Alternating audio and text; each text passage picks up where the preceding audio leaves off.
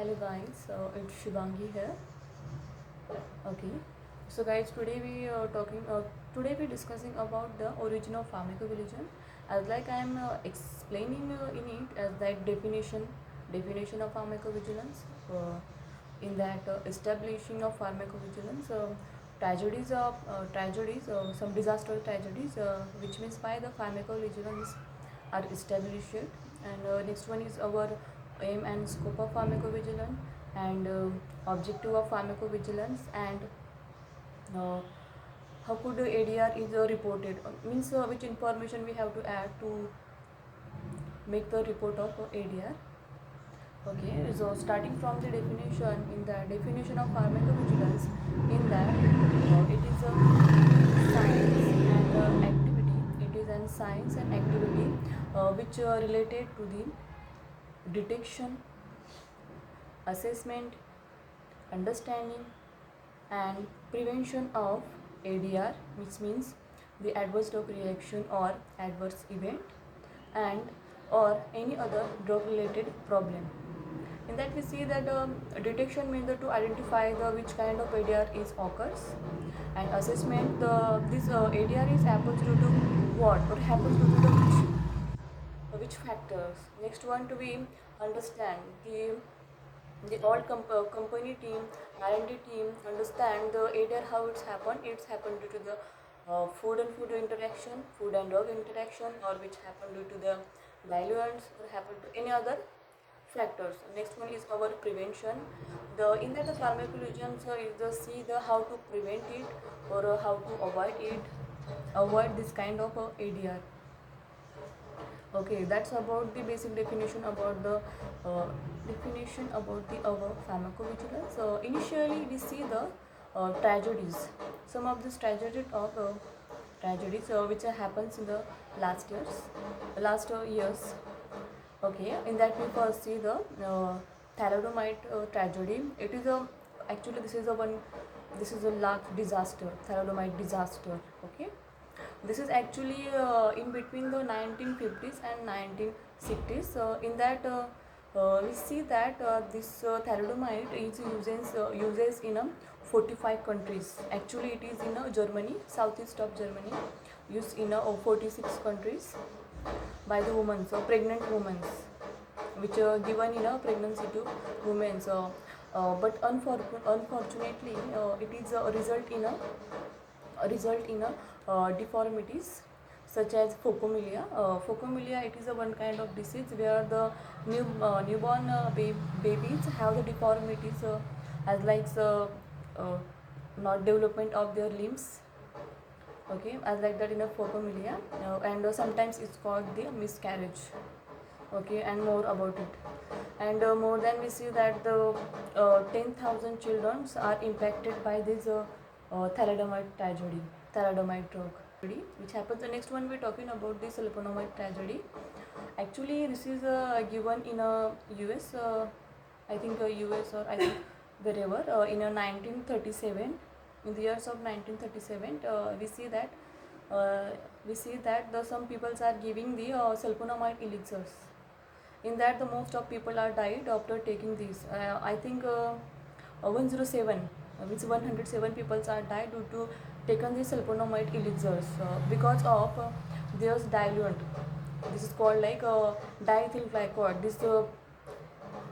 This is give their effect as like a poison. Due to this, some people cause their liver failure or intestine problems as like that. This is also the second one is a large tragedy or disaster.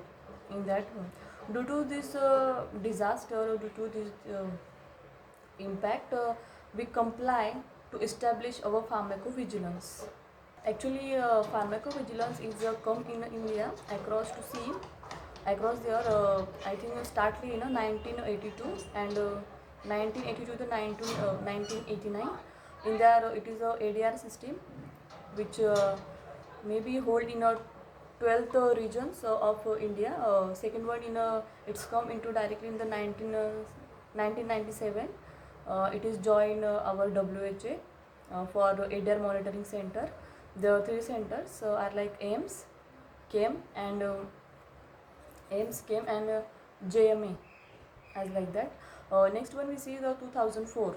In 2004 to 2008, the establishing of national pharmacovigilance program. Lastly, we see that in 2010 our PVPI, it is means the pharmacovigilance programming of India, this established in a, and from this the mainly starting of pharmacovigilance. This PVPI is located into the Ghaziabad. It is located into the Ghaziabad. Next one we see the some aim and scope of our pharmacovigilance. In that, basically it improves the patient care and safety of medicine, safety relation medicines, as like that.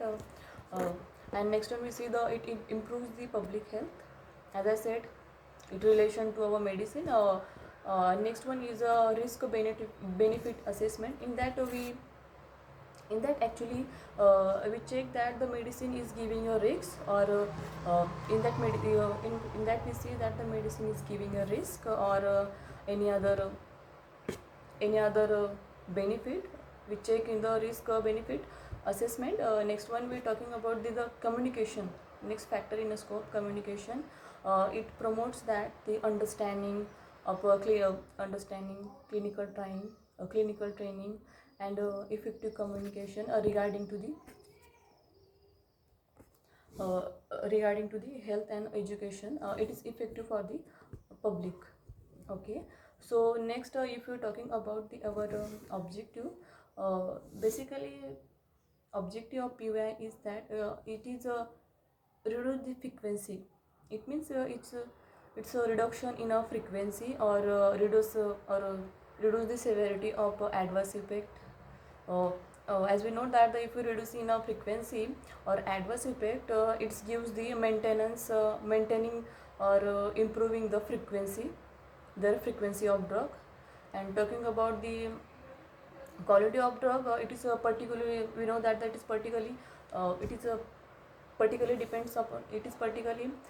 depends upon the company, pharmaceutical industry, and authority who is responsible for the approval of drug, as like that. It's recommended. Actually, we are talking about to be why needs to be reported by ICSR. As I said, the ICSR is a individual case safety reporting. In that, actually we report that if any new drug have any suspected reaction, as like mild or minor, so all these are reported in this ICR. Next one, any medication error caused due to the ADR. Next one, if any change in a frequency, or or laterally if ADR happened due to its diluent. And actually one point is missing, that ADR due to the lack of efficacy. Okay, that's about it should be reported by the ICSR. Okay, next we talking about the how ADR, what to add ADR, how do ADR is reported. Of course, the ADR may be how caused due to its misuse, abusing, some withdrawal of drug due to the ADR. So that's all about the pharmacovigilance and origin of pharmacovigilance. Okay, thank you.